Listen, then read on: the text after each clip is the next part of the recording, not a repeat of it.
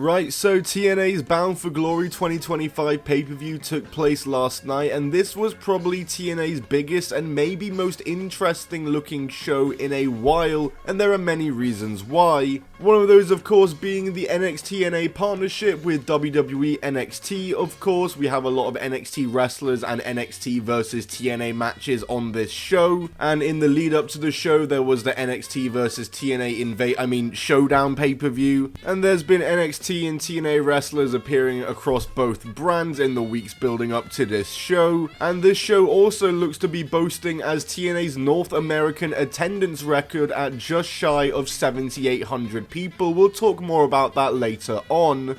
But like and subscribe right now because we're going to discuss this show and there's a lot to talk about. So there was a pre-show match with the Inspiration, formerly known as the Iconics in WWE, up against the Elegance brand of Heather by Elegance and M by Elegance. I didn't watch this pre-show, but the Inspiration won to retain their belts. Shout out to Ash by Elegance, I hope she's doing well. She seemingly looks like she's retired, which is really sad to hear about. The opener of the main card though was Kazarian defending his international title against Steve Macklin. This was a nice opener, I thought. Yeah, Steve Macklin really had the crowd on his side here. It seems as though he's doing a bit of a babyface run, it seems. I don't keep up with the TNA product. I should say this is the first TNA show I've watched in a little bit of a while, the first full one at the very least. But yeah, Steve Macklin wins. He regains the international title in a nice opener. I personally would like to see Steve Macklin wrestling near the main event scene of TNA. I always thought for the last couple of years he's been one of TNA/Impact's better guys. And we move right on from that into quite the interesting matchup as Tessa Blanchard is back from TNA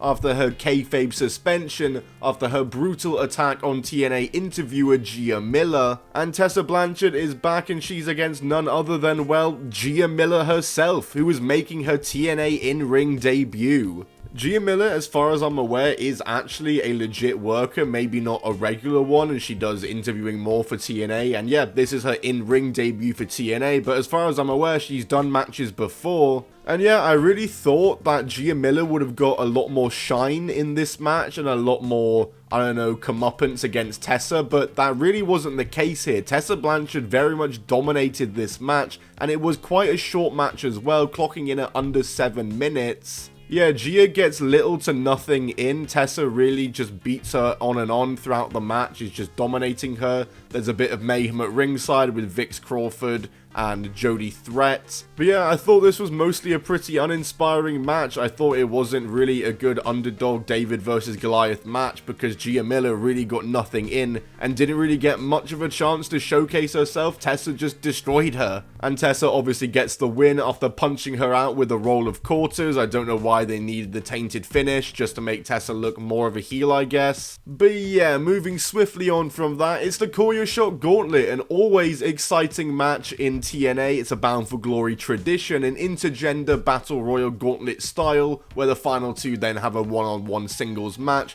and the winner gets a title opportunity of their choice at any time. Lying Lee and Mara Sade start off this match. Nice to see these two here, Xia Li and of course Jakara Jackson, both of former WWE fame. Ryan Nemeth and Nick Nemeth, the former Dolph Ziggler, are out soon after, followed by Cedric Alexander and Rich Swann, who do some 205 Live lore. You're probably figuring out now that TNA is very much just the land of ex-WWE mid-carders. And then AJ Francis is out. He eliminates Sade, Lee, and Swan. 3 eliminations before Travis Williams comes out. And then BDE is out next. Yeah, that's right, the boy himself, Brandon Does Everything, YouTuber, WWE 2K YouTuber, and now a wrestler. He has actually done work on the indies, he's got his reps in, and it's great to see him here in TNA. He gets a huge pop, to be fair, and he hits a huge cutter on AJ that also gets a huge pop before eating a super kick from Nick Nemeth, and this is the best part of the Call Your Shot Gauntlet. It's the random combinations of people like this in the ring. What do you mean Top Dollar, Dolph Ziggler, and Brandon Does Everything are all in the ring right now? Then all of the Rascals enter all at once as one entrant, and they combine with BDE to super kick AJ Francis out of the ring. Dani Luna is next out. She eats a super kick, then is throwing everyone around. She was definitely my personal pick to win in this match. Then there's Eric Young, Jake something, BDE is eliminated by Eric Young. Huge shout out to Brandon, he did great here.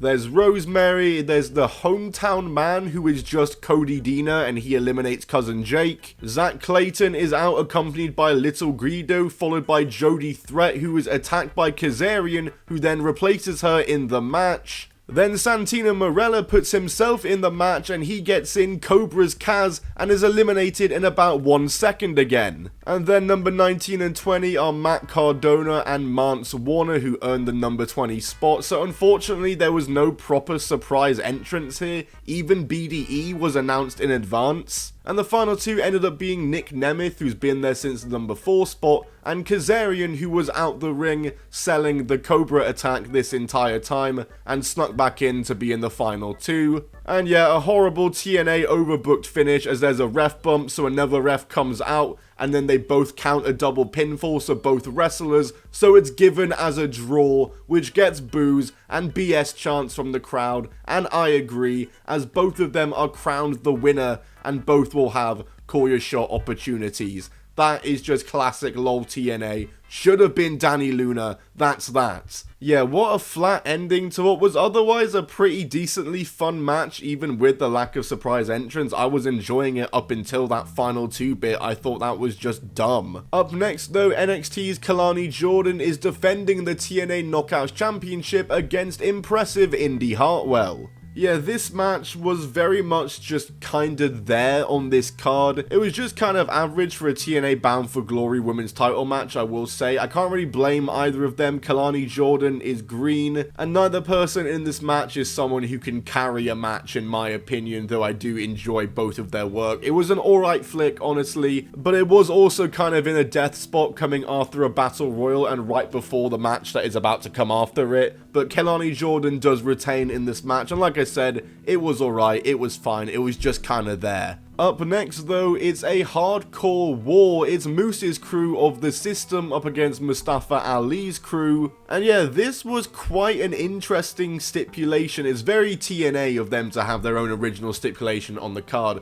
But it was kind of a war game style gauntlet, but without the double ring and cages, obviously. And it was an intergender hardcore war. There was blood involved, there was a staple gun involved, there was Alicia Edwards going into the tax, and yeah, I actually found myself quite enjoying this despite the fact I have no idea who half the guys on Mustafa Ali's team are, and I'm not really into either group. I've never really cared for the System, and I've never really cared for Mustafa Ali's government kind of gimmick he's done, but I enjoyed this, man. It was gimmicky, but it was fun for sure, and the System pick up the win. And up next though, it's a big one. Javon Evans and Leon Slater as he challenges for the TNA X Division title. Leon Slater, of course, being the champion representing TNA, Javon Evans from NXT. Honestly, probably a match with my 2 favorite guys from each brand. I've loved both these guys from their days before NXT and TNA, with Javon Evans as Jay Malachi in DPW, and Leon Slater I've seen multiple times here in the UK at indie shows. Both guys are awesome, and oh my word, did they deliver here big time and get let down by TNA's incompetent booking.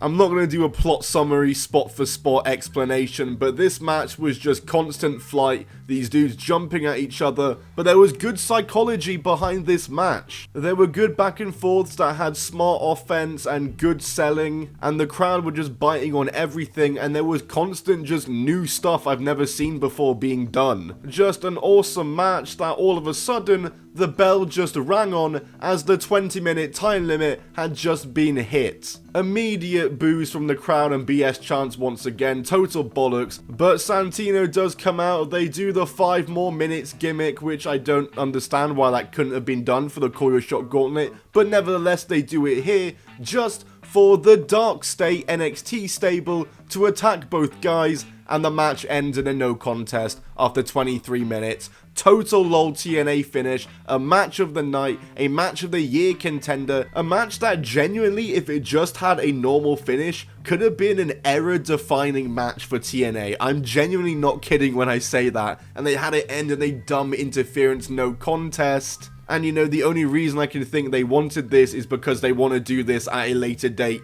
maybe on an NXT show. But yeah, I don't think it deserved a dumb interference finish after a dumb time limit finish like that. Just total overbooked nonsense on a match that didn't need it. They were just wrestling. There was no interference before that point, unlike nearly every match on this show so far. They just had a straight up wrestling match and it had to get ruined at the very end in classic TNA fashion. And in even more classic TNA fashion, it's time to watch two washed up tag teams who probably shouldn't be in the ring anymore wrestle for their tag team championships. No less, the TNA and NXT tag titles are on the line, as it's the Hardy Boys Jeff and Matt against Bully Ray and Devon the Dudley Boys. How on earth is this match happening in big October of 2025? Nostalgia is a hell of a drug for sure, but I think a lot of people who are shitting on this match in the IWC etc or whatever probably don't realize how much casual appeal a match like this actually does have. Sure, we can all sit here and laugh at it, it's four old guys trying to recreate the classics, but no, there would definitely be people in the building that bought a ticket to see this match. And hey, I will say one thing about this match: as much as it's a clunky nostalgia fest, it isn't anywhere near as bad as the DX versus Taker and Kane match in Saudi. It was a rough watch, but it was also really funny seeing how they avoided making Devon take a bump. But Jeff Hardy gets 3D through a table very early on, and I genuinely thought that was the match over. No way the Dudleys had just won the NXT tag titles, but it turns out you have to do it to both members to win, so it was 1-0. Jeff would then return the favor to Devon with a swanton off the ladder through a table to even it at 1-1. I'd say that was the best moment of the match. As always, Jeff Hardy looked like he nearly died with that swanton bomb. And as for the finish, let's talk about it. They tried to do an emotional moment where Bully Ray was fighting 1-on-2 against the Hardy Boys because Devon was selling his table spot, and they did this thing where Bully Ray gave up because he had no fight left in him and he just let them win and let them put him through a table. Personally, I didn't like this finish. I didn't rate it. Sure, I get it. I get what they were going for, but come on. I think they could have done something better, but they have their moment after the match. They'll raise each other's arms, and the Dudleys seemingly both retire after the match as they give their boots to the Hardys. I mean, Devon was already retired. He came out of retirement after this match, so I don't know if it means the team are retiring, because Bully Ray, I know you're going to be doing a House of Glory show against Killer Cross in 2 months' time. I already know it, buddy. But anyway, it's main event time. It's the big one as Mike Santana challenges the TNA World Champion Trick Williams. Mike Santana is a guy who has really been built up since he returned back to TNA. I think it was last year. He had a really good feud with Mustafa Ali, which was a sleeper hit for the time it was in TNA. And yeah, he missed out on winning the title on his last opportunity, which everyone thought he was going to win it, and it was a really good opportunity to do it. But he's here now against Trick Williams once again. They open the match with a brawl in the crowd. This is like the third one on the show, I swear. But I do get it with this one, as there is a story behind this match, and this match actually has heat. And I thought the match was quite good. It was very story driven, as Santana is the babyface. He's blooded up, trying to reclaim the belt for TNA and finish his own destiny. And yeah, he does just that as he defeats Trick with a spin the block to win the TNA World title and take it back to TNA and out the evil NXT hands of Trick Williams. A good main event, a deserved win for Santana. He really deserved this. He should have won it the last time, but I'm glad they've done it here. And just as you thought they wouldn't do any BS and they just let the moment sit, they have Nick Nemeth come out and tease cashing it in, but he is stopped by Elijah, you know, the former Elias in WWE. Yep, that's the main event angle of their biggest show of the year. They really just couldn't let the moment sit of their new babyface TNA World Champion. They really just couldn't. Anyway, what can I say about this show for my overall thoughts? The good of this show were obviously the main event. Slater versus Evans was very good until the finish, and the Hardcore War was really fun, and I thought there was some good in the gauntlet with BDE and Danny Luna, but there was also some very bad in the gauntlet as well, as the gauntlet was unfortunately extremely dumb in the end with a draw finish, and it did lack surprise entrance. Dudleyz versus the Hardyz, I mean, the first 3 letters of that match kind of describe exactly what it was, and Tessa Blanchard versus Gia Miller was a match that kind of felt like it did have some genuine heat going into it, a month's built up storyline, but then it was kind of uninspiring in the end as Tessa just destroyed her, and the show was just full of classic LOL TNA BS with the finish to the Koya Shot Gauntlet. The Javon versus Slater finish was stupid, and there was overbooking and interference and ref bumps galore across the show, but it's kind of part of the package with TNA. I'm gonna rate TNA Bound for Glory 2025 a 6.5 out of 10. I thought it was just slightly above average. End of the day though, my opinion doesn't matter because as TNA claims, they drew just under 7,800 in their North American attendance record. Now, I don't doubt that they didn't break their own record, but there's no way there's 7,800, surely not. But listen, it's part of the wrestling business to lie about attendance numbers. Everyone does it, literally all promotions. But yeah, that's all I can think I really have to say about TNA Bound for Glory 2025. A really just mad show, as it always is with TNA. I think the main event did deliver. I hate that it had a dumb post-match angle with the cash-in tease and Elijah though again. But yeah, let me know in the comments down below what you thought of TNA Bound for Glory 2025, and leave a like on this video if you did enjoy it. Subscribe, notifications on so you never miss a video on the Top 10 Wrestling channel. I'll see you all in the next one. Goodbye and keep on rolling.